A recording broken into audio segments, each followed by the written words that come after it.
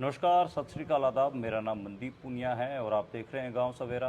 आज हम जींद ज़िले के ऊपर बात करेंगे और जींद ज़िले के ऊपर एक बार तो हमने जब टिकट के लिए मारामारी चल रही थी कांग्रेस और बीजेपी की, उस समय बातचीत की थी, विजेंद्र से ही बात की थी। और विजेंद्र, हम सबको पता है कि जींद इलाके से पत्रकारिता करते हैं, काफ़ी लंबे समय से पत्रकारिता कर रहे हैं और उस इलाके की नब्ज को समझते हैं। बजिंदर, पहला सवाल तो यही कि चलो टिकट बंटवारे से पहले तो हम कह रहे थे कि भाई ये संभावित कैंडिडेट होंगे, ये होंगे, अगर ये आ गए तो ऐसे ऐसे फाइट बनेगी।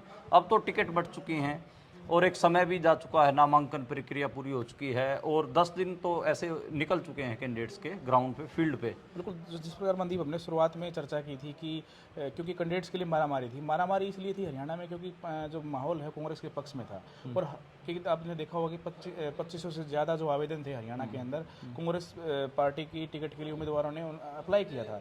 तो एक वजह यही थी कि जो सत्ता विरोधी लहर थी हरियाणा में वो देखने को मिली थी, लेकिन जैसे जैसे धीरे धीरे माहौल बढ़ रहा है, कांग्रेस का जो ग्राफ एकदम से ऊपर दिखाई दे रहा था, अर्श पर दिखाई दे रहा था, वो धीरे धीरे डाउन आ रहा है। कारण कई हैं।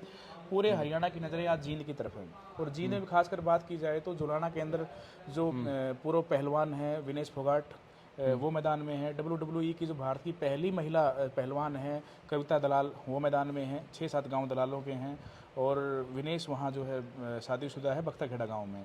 इसके अलावा वहाँ पे सुरेंद्र लाठर हैं जो INLD बसपा के उम्मीदवार हैं, बहुत मजबूत उम्मीदवार हैं और एक एज ए पर्सन और एक व्यक्ति के रूप में देखें तो अच्छे इंसान हैं। इसके अलावा जो वहाँ से सीटिंग MLA है अमरजीत सिंह ढांडा, वो भी मैदान में है। हालांकि JJP का ग्राफ हरियाणा के अंदर बहुत डाउन है, न के बराबर है, शायद कोई सीट भी ना आए, लेकिन उनका जो व्यक्तिगत मामला है वो जो जुड़ाव है वो वोटर्स के साथ है। पूरे हरियाणा की नज़र जुलाना के ऊपर है, पूरे हाईकमान की नज़र, पूरे देश की नज़र जो है जुलाना की तरफ है। क्योंकि जिस प्रकार पहलवानों का जो मामला हुआ उसके बाद से विनेश फोगाट चर्चा में है। विनेश फोगाट का जो चुनाव एकदम से पीक पे था, अब वो धीरे धीरे डाउनफॉल की तरफ है। उसके कारण कई हैं। एक तो जो उम्मीदवार मैदान सामने हैं, 4 जाट उम्मीदवार हैं। एक जो नॉन जाट चेहरे पर बीजेपी ने दांव खेला है कैप्टन योगेश बैरागी, वहाँ पर 1,82,83 या 85,000 तक हम कहें तो उनमें से 80-85 हज़ार वोट जाटों के हैं, बाकी नॉन जाट हैं। और जाटों के वोटों में 4 जाट उम्मीदवार खड़े हैं, कविता दलाल, सुरेंद्र लाठर, अमरजीत ढांडा और विनेश फोगाट। और चारों उम्मीदवार ऐसे हैं, ये नहीं कह सकते कि कोई उम्मीदवार कोई कमज़ोर उम्मीदवार है। हालांकि जो ज़्यादा झुकाव है वो कांग्रेस की तरफ है, वो विनेश की तरफ है, लेकिन वोट वहाँ से स्प्लिट होंगे, वोट वहाँ से कटेंगे।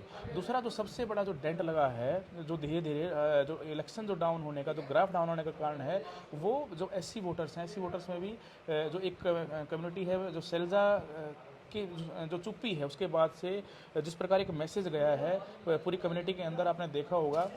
पहली बार हमने दीपेंद्र हुड्डा के कई सालों के बाद मुंह से नाम सुना है कि कुमारी सैलजा हमारी बहन इतने रिकॉर्ड वोटों से जीती। भूपेंद्र सिंह हुड्डा के मुंह से हमने नाम सुना सैलजा के बारे में। यानी कि उनको भी एहसास, कांग्रेस जो हरियाणा की लीडरशिप उनको एहसास हुआ है कि जो इलेक्शन डाउन हुआ है, जो हरियाणा में जाट प्लस SC वोटर में एक कम्युनिटी प्लस मुस्लिम प्लस सरदार जो गठजोड़ था वो वीक हुआ है। तो जुलाना की हम बात कर रहे थे, जुलाना धीरे धीरे कांग्रेस वहाँ से वीक हो रही है और बीजेपी वहाँ पे मजबूत हो रही है। अगर यही स्थिति रही तो कोई चौंकाने वाली बात और कोई बहुत बड़ी हराने वाली बात नहीं हुई, कांग्रेस हार भी जाए वहाँ से। हालांकि फिलहाल जो है बहुत कांटे का मुकाबला है अभी तक की बात करें। बाकी अगर आखिर के दौर में अगर हम चर्चा करेंगे तो असली स्थिति भी निकल के आएगी, लेकिन फिलहाल की स्थिति यही है कि बीजेपी वहाँ पर मजबूत हो रही है और कांग्रेस वहाँ पर कमज़ोर हो रही है। कई व्यक्तिगत कारण भी हैं विनेश के साथ में, जैसे इंटरेक्शन है, जुड़ाव है, एक जो आसपास की लॉबी है, और तो सबसे बड़ा कारण है जो स्ट्रॉन्ग कंटेंडर थे, यानी कि वहाँ पर जो मजबूत प्रत्याशी थे उनका दिल से साथ न देना। वो चाहते हैं, वो साइलेंट है, वो चुप हैं, उनको ये एहसास है कि सत्ता आएगी तो उनके 10 साल से जो सूखा था, 5 साल के बाद 10 साल के बाद कांग्रेस की सरकार आ रही है, हम सत्ता में आने के बाद कार्यकर्ताओं के काम कराएंगे, लेकिन वो अंदर खाते सब ये चाहते हैं कि विनेश वहाँ से जो है चुनाव ना जीते, वहाँ पर जो खूटा उनका ना गड़े, क्योंकि उम्र अभी छोटी है, 30 साल है, पूरी उम्र राजनीति की पड़ी है। और एक एज ए पॉलिटिशियन भी वो इतनी मैच्योर हमें दिखाई नहीं देती है। एज ए खिलाड़ी बहुत मजबूत है, बहुत सही है, बहुत कामयाब है, लेकिन एज ए पॉलिटिशियन अगर हम देखेंगे वो गुण उनके अंदर फिलहाल अभी नहीं है, वो बाद की बात है। मैं जैसे जुलाना के ऊपर मैं कहूँ तो आज के टाइम पे कांग्रेस मेरे हिसाब से जीत रही है। और जैसे ठीक है कि मार्जिन कम हुआ, जैसे वो 40,000 45,000 मार्जिन कहा जा रहा था शुरुआत में, वो मार्जिन नहीं बचा। थोड़ा आपकी इस बात से मैं सहमत हूँ। मार्जिन वही मेरे को लग रहा है कि 10 से 15 हज़ार का, नहीं मनदीप, 15 से 20। आप अपना हर किसी का नज़रिया होता है। आप देखिए वहाँ पे ब्राह्मणों के जो है 20,000 के आसपास वोट हैं वहाँ पर पर मतलब एक जैसे ना विजेंद्र, जुलाना के ऊपर अब हमारी इस बात का वो रहेगा ही। जो आप जो चीजें गिनवा रहे हैं आप, वो बिल्कुल मैं उनसे नकार नहीं रहा हूँ, जो फैक्टर आप गिनवा रहे हैं। लेकिन मेरे को ऐसा लगता है कि विनेश के साथ जो चीजें प्लस आ रही हैं हमें, जैसे प्लस क्या है कि एक तो वो सिर्फ एक समाज की बेटी नहीं है, लोग उनको हर समाज का आदमी उनको अपनी बेटी मानता है। ठीक है कि जो एक अभी नई नई उम्मीदवार आई हैं, तो जो चीज़ें हो रही हैं, डस्ट सेटल होने में उनको टाइम लग रहा है। डस्ट सेटल और जो पुराने खूंटे हैं वो उस डस्ट को सेटल नहीं होने देना चाह रहे। मंदीप पता क्या बात है, वो चीज़ है, आपने शायद ये बात कहीं मीडिया में नहीं है, आप पहली बार ये बात हमारे जो दर्शक सुन रहे होंगे, आप भी आपके भी नोटिस में शायद ये बात पहली बार आएगी। विनेश को भी इस बात का एहसास है। विनेश फोगाट के जो परिवार के लोग हैं, जो जहाँ पर ये शादी इनकी हुई है बख्ताखेड़े में, वो परिवार के लोग हैं। जो कविता दलाल है, मालवी गांव की बेटी है, मालवी गांव से ही है वो, उनके घर पंचायत लेके पहुंचे कि आप जो है अपना नामांकन वापस ले लो, चुनाव मत लड़ो। क्योंकि 6 गांव दलालों के हैं, 7वां गांव सात लिजवाने बोलते हैं, 7वां लिजवाना उनका, हालांकि लिजवाना में दलाल गोत्र के लोग नहीं है, अलावत गोत्र के लोग हैं। तो 30-32 हज़ार का वोटों का गठजोड़ है। इनको भी एहसास है क्योंकि जाट वोट जितने बटेंगे उतनी ही कमज़ोर होगी। नॉन जाट वहाँ पर एकजुट है सारा का सारा, लगभग, मैं ये नहीं कहता कि बिल्कुल, लेकिन लगभग एकजुट है। और इसीलिए विनेश फोगाट के परिवार के लोगों ने दबाव बनाया कविता दलाल के परिवार पर कि आप जो है नामांकन वापस ले लो और चुनाव मत लड़ो। मैं ये बात पहली बार सामने हुई, क्योंकि ये बात खुद मुझे कविता दलाल ने बताई, कविता दलाल के परिवार के लोगों ने बताया कि दबाव बनाया जा रहा है कि आप नामांकन अपना वापस ले लो। तो कहीं ना कहीं उनको भी इस बात का एहसास है कि जाट वोट जितने कटेंगे वो उतनी कमज़ोर होगी। आपकी बात से मैं सहमत हूँ। आज के टाइम पे वो मजबूत इसलिए हैं, लोगों की भावना उनके साथ हैं, सत्ता विरोधी लहर है, कांग्रेस के पक्ष में लहर है, पहलवानों का जो आंदोलन हुआ उसको लेकर लोगों में भावना है उनके प्रति और एक जुड़ाव भी है। ये इन बातों से नकार नहीं सकते हैं, लेकिन हम चलो आप अपना आकलन आपके हिसाब से आज के टाइम पे एज है कांग्रेस को।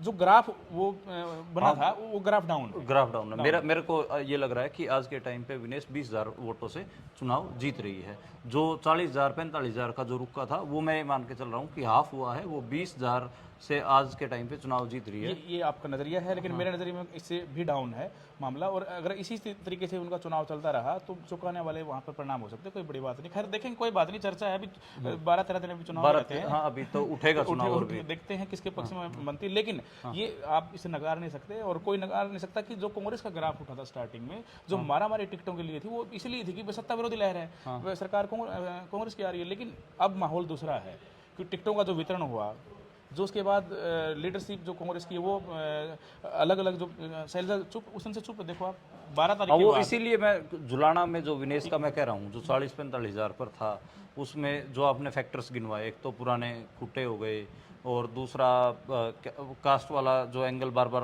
हो रहा है, और तीसरा जो आप कह रहे हो कि कुमारी शैलजा का एक चुप होना, तो इस वजह से वो दिख रहा है। लेकिन अब अगली सीट की ओर बढ़ते हैं, क्योंकि अब जुलाना पे इनफ बातचीत कर चुके हैं और भावनात्मक मुद्दा ज़्यादा है, तो इस पे जो ढंग से बात हो पाएगी पूरे देश की नज़र है, इसलिए बात इस पे सीट पर ज़्यादा टाइम लग गया। आप उच्चारणा की बात करेंगे तो मैं साफ तौर पर कहूँगा कि दुष्यंत हो सकता है तीसरे नंबर की लड़ाई लड़ रहे हो, तो वहाँ पे मामला साफ है कि जो लड़ाई है वहाँ पे बीजेपी वर्सेज कांग्रेस की लड़ाई है। वहाँ पर कोई बहुत बड़ा, हालांकि एक निर्दलीय उम्मीदवार भी है वीरेंद्र सिंह घोगड़िया, वो भी मजबूत उम्मीदवार हैं। तो वहाँ पर वीरेंद्र सिंह को एक जो बेनिफिट यही कि 50 साल से वहाँ पे राजनीति कर रहे हैं, 52 साल से राजनीति कर रहे हैं। वो विनेश में इसमें यही फर्क है कि वो एक जो है एंट्रेंट है, वो एक नई खिलाड़ी है, वो कुश्ती खिलाड़ी, राजनीति की नहीं है। लेकिन वीरेंद्र सिंह राजनीति के खिलाड़ी हैं, 52 साल से राजनीति कर रहे हैं, कई बार विधायक बने, मंत्री बने, केंद्रीय मंत्री रहे, उनकी पत्नी यहाँ से विधायक बनी। तो एक वहाँ पर मामला उनको एक बेनिफिट इस चीज़ का जाता है, किसान आंदोलन के प्रति नाराजगी उनके बेटे के लिए है। लेकिन आपने देखा होगा कि वो कभी कभार जो है बहुत आउटस्पोकन है, बोलते रहते थे किसानों के पक्ष में, कभी किसी मन से, तो कहीं ना कहीं सॉफ्ट कॉर्नर है वहाँ के लोगों का, वहाँ के किसानों का उनके प्रति बहुत बड़ी नाराजगी देखने को हमें विधानसभा चुनाव में नहीं मिली। आपने लोकसभा चुनाव में देखा होगा कि किसानों का पूरी तरह से उनका बहिष्कार था कि इनको टिकट मिले तो उनका बहिष्कार करेंगे। लेकिन विधानसभा चुनाव के अंदर वीरेंद्र सिंह के परिवार का कहीं कोई सार्वजनिक विरोध नहीं है, और वहाँ पर जो किसानों ने भी अपना नामांकन किया था, आजाद पहलवान ने, वो भी नामांकन अपना वापस ले लिया है। तो कोई बड़ी इनका विरोध नहीं है। वहाँ पर जो बड़ा मुकाबला है, कड़ा मुकाबला है, और दिलबाग संडील भी थे, उन्होंने ले लिया वापस नहीं लिया, लेकिन वो बहुत कह सकते हैं कि इतनी लड़ाई में नहीं है। हम अगर वहाँ पे बात करें आज के टाइम पे, वीरेंद्र सिंह को एज है वहाँ पे, यानी कि कांग्रेस के वीरेंद्र सिंह के जो बेटे हैं ब्रजेंद्र, हिसार के पूर्व एमपी रहे हैं बीजेपी से और पूर्व आईएएस भी रहे हैं, उनको वहाँ से जो है अभी तक एज है। और देवेंद्र अत्री भी आज के टाइम में जो बीजेपी के उम्मीदवार है, बहुत कमज़ोर उम्मीदवार, उनको मान के नहीं चल सकते। वीरेंद्र सिंह घोगड़िया अगर ज़्यादा वोट लेते हैं तो कोई बड़ी बात नहीं है, देवेंद्र अत्री बीच से जो है निकल जाए।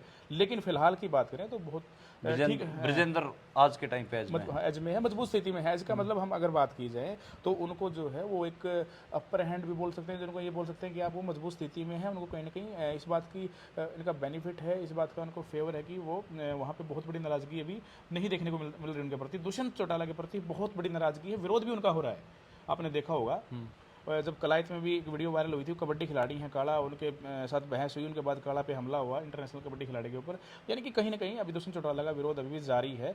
और लोकसभा चुनाव के अंदर जब देखा था कि उचाना से उनकी माता को 4210 वोट मिले थे, अब देखते हैं कि कितने वोट ले पाते हैं। पिछली बार 47,452 वोटों यानी कि 48,000 के आसपास से जीते थे प्रेमलता को हराकर 2019 में। तो अब स्थिति बहुत खराब है इनकी उचाना से।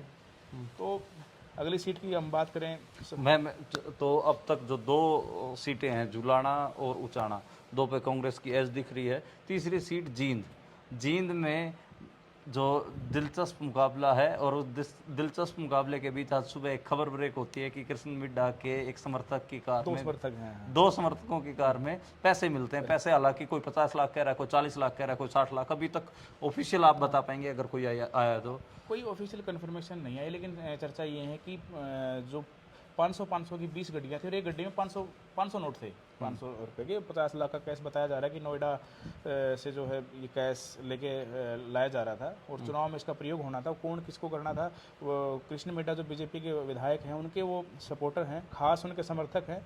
तो ये तो जांच का विषय है खैर कि क्यों कैश लेके लाया जा रहा था, कहाँ ये यूज़ होना था, किस प्रकार से ये कैश का मामला है। जींद की जो सीट है वो बहुत चर्चा में है, क्योंकि 4 बार से यहाँ पर मिड्डा परिवार का कब्जा खुटा गड़ा हुआ है, क्योंकि इनके जो पिताजी थे कृष्ण मिड्डा के, हरिचंद मिड्डा जी, वो वास्तव में लोगों के डॉक्टर थे, लोगों के सज्जन आदमी थे डॉक्टर साहब, और लोकदलित थे वो। मतलब जो गांव देहात में जो उनकी जितनी शहर में एक्सेप्टेबिलिटी थी उनकी उतनी गांव में थी, बल्कि गांव में बहुत ज़्यादा थी। हाँ, हमने खुद ने सब ने, हमें भी अगर कोई जीन अगर कोई दवाई लेने आते थे तो कहाँ जाते थे, मिड्डा की दवाई लग रही है, सब मिड्डा की दवाई लग रही है। तो यानी हर ऐसा कोई आदमी नहीं था आसपास के 20-30-50 किलोमीटर में कि जो मिड्डा साहब से दवाई ना ले। तो खैर ये बात उनकी, बड़े सज्जन आदमी थे। 4 बार से उनका जो वहाँ पर कब्जा है, क्योंकि ये अर्बन सीट है, शहरी सीट है। यहाँ पर लगभग जो है अग्रवाल या पंजाबी समुदाय से ही यहाँ पर विधायक बनते आए हैं। और 4 बार से यहाँ पर, चूँकि पंजाबी समुदाय के खाते में ये सीट है, पहले जो मिड्डा है जो 2 बार इनेलो से विधायक रहे, लेकिन जब उनका देहांत हुआ स्वर्गवास होने के बाद उनके बेटे ने बीजेपी ज्वाइन कर ली। उपचुनाव में रणदीप सिंह सुरजेवाला दिग्विजय को हराया था, दोबारा से चुनाव लड़ा, फिर जीत गए। तो ये तीसरा चुनाव इनका। हाँ। तो एंटी इनकम्बेंसी सीट पर इसी बात की है कि 4 बार सत्ता में जिन विधायक को देखा है, इन पर बहुत बड़े जिस तरह के एलिगेशन लगे हैं।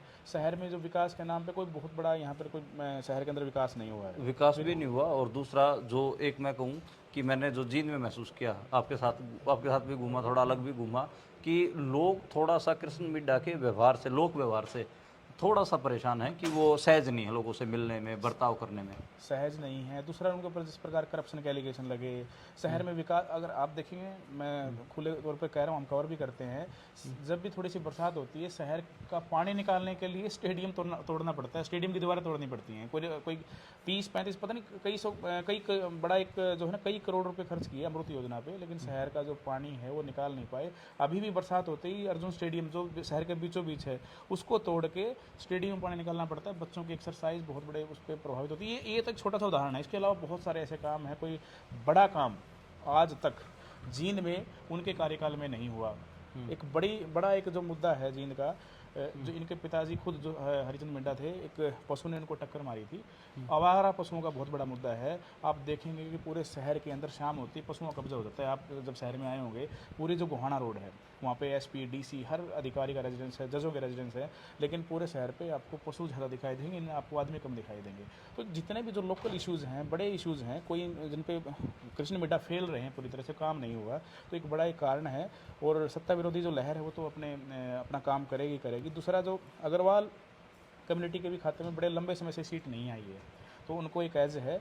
और कांग्रेस के पक्ष में जिस प्रकार लहर है, और दूसरा जो मांगेराम गुप्ता है वो भूपेंद्र सिंह हुड्डा के कोटे से इनको जो सीट मिली है, काफ़ी करीबी उनके माने जाते हैं, इनके पिता मंत्री रहे हैं, तो एक कहीं ना कहीं उनको फिलहाल इस सीट से मान सकते हैं, इनको एज है, उनको उनकी मजबूत स्थिति आज के टाइम इस सीट से है। इसे अगली सीट की बात करें तो नरवाना में जिस हिसाब से एक बार लग रहा था कि कांग्रेस एक तरफा परफॉर्म करेगी, लेकिन एकदम से इनेलो से जो कैंडिडेट आई विद्या रानी, उनका चुनाव भी अब धीरे धीरे उठ रहा है और लोग कह रहे हैं कि यहाँ पर ट्रायंगुलर फाइट जैसा माहौल हो गया है। बीजेपी से जो कृष्ण बेदी आए थे उनको लोग जो वहाँ के किसान पैर लगने नहीं दे रहे हैं, खूब विरोध हो रहा है। नरवाना के बारे में आज के आपका क्या आकलन, क्या बीजेपी वहाँ पर तीसरे नंबर पर रह सकती है? बिल्कुल, देखिए जो नरवाना का जो मामला है, रिजर्व सीट है, एससी सीट है ये, और यहाँ पर रणदीप सिंह सुरजेवाला का जो परिवार है यहाँ उनका कब्जा रहा है, लेकिन 2005 में जब नया परिसीमन हुआ तो ये रणदीप सिंह सुरजेवाला कैथल शिफ्ट कर गए थे, वहाँ से विधायक बने, लेकिन फिर भी उनका दबदबा रहता है। देखिए रणदीप सुरजेवाला के खाते में 2 ही सीट आई, सतवीर सिंह दबलैंड उनके जो है करीबी माने जाते हैं, और खुद उनके बेटे आदित्य सुरजेवाला उनको कैथल से जो है सीट मिली है, तो उनका तो दबदबा है, क्योंकि यहाँ पर ये जाट बाहुल्य सीट है, लेकिन रिजर्व सीट है, यहाँ पर बड़े बड़े गाँव जो है जाटों के गाँव हैं यहाँ पे। और दूसरा कृष्ण बेदी जो है, हालांकि कलौदा गांव से है नरवाना से, बट एक तरह से उनका हल्का कहीं ना कहीं जो बाहरी है, बाहर शिफ्ट हो गए थे, दोबारा से यहाँ से चुनाव लड़ रहे हैं। एंटी इनकम्बेंसी वही इस पर काम कर रही है, सत्ता विरोधी जो लहर है, बीजेपी के प्रति नाराजगी, क्योंकि पूरे हरियाणा में किसान आंदोलन का अगर केंद्र रहा तो ये उचाना नरवाना ये बेल्ट थी, तो किसानों का प्रभाव देखने को बहुत, आपने जैसे कहा कि विरोध हो रहा है, और विरोध का यही कारण है क्योंकि ये किसानों की धरती है, तो किसानों के की जो नाराजगी वो साफ सीट देखने को मिल रही है। विद्या रानी भी अपना जो है बड़ी नज़दीकी मानी जाती थी रणदीप सुरजेवाला की, उनको चुनाव भी लड़ा, वो हार गई, तो अब उनको, लेकिन जिस प्रकार इनेलो बसपा का जो गठबंधन हुआ, ये ऐसी रिजर्व सीट है मैं आपको बताया, तो ये जो है त्रिकोणीय मुकाबला यहाँ पर देखने को मिलेगा। फिलहाल जो है कोई बहुत बेहद मजबूत स्थिति में नहीं है, और बड़ी जो बड़े चेहरे और बड़े नाम फिलहाल अगर इस सीट पर नहीं है, तो लेकिन नेताओं का अगर प्रभाव की बात करें, रणदीप सुरजेवाला का थोड़ा सा प्रभाव यहाँ पे है, क्योंकि बड़े लंबे समय से यहाँ पे वो जो है राजनीति करते रहे हैं, यहाँ से कई बार विधायक बने हैं, उनके पिताजी बने हैं और खुद बने हैं, तो इस सीट पर त्रिकोणीय मुकाबला भी है। किसानों की नाराज़गी उसका साफ असर चुनाव में देखने को मिलेगा, वो बीजेपी के खिलाफ ही यहाँ पर वो आप मान सकते हैं कि तरह से वोटिंग होगी, और ये यहाँ पर त्रिकोणीय मुकाबला बनेगा यहाँ पर। अगली सीट सफ़ीदों से जो मेरे को जानकारी आ रही है कि रामकुमार गौतम को जितना कमज़ोर माना जा रहा था कि बाहरी उम्मीदवार हैं, लेकिन अब आज के समय में वो जो गांगुली साहब हैं उनको वो टक्कर दे रहे हैं सफ़ीदों से। आपको क्या मैसेज, हालांकि सफ़ीदों से जो खुद सतपाल ब्रह्मचारी थे वो जीत नहीं पाए थे, 51 वोटों से लोकसभा चुनाव में हार गए थे सफेदों से, और ये तय माना जा रहा था कि अगर बीजेपी की टिकट लोकल उम्मीदवार को मिलती है, चाहे बच्चन सिंह आर्य है या फिर जसवीर देसवाल है, जो एक बार निर्दलीय विधायक भी चुने गए थे यहाँ से, बड़ी बात है, हाँ, तो उनकी जीत तय थी, क्योंकि 5 साल से कोई बहुत बड़े काम सफेदों के अंदर हुए नहीं, वैसे तो कांग्रेस सत्ता में नहीं थी, लेकिन विधायक होते हुए भी कोई खास काम वहाँ से वो करवा नहीं पाए। लेकिन जिस प्रकार रामकुमार गौतम को एकदम से वहाँ पे शिफ्ट किया गया नारौन से, और इस सीट की सबसे बड़ी खास बात सफेदों की यही रही है, आज तक कोई बाहरी उम्मीदवार यहाँ से जीता नहीं है। रामकुमार गौतम यहाँ से 1991 में चुनाव लड़ा था, 1500 वोट आए थे, रामचंद्र जांगड़ा हार गए थे, वंदना शर्मा हार गई थी, करमवीर सैनी हार गए थे, जो भी चेहरे बाहर से वो सब हारे हैं।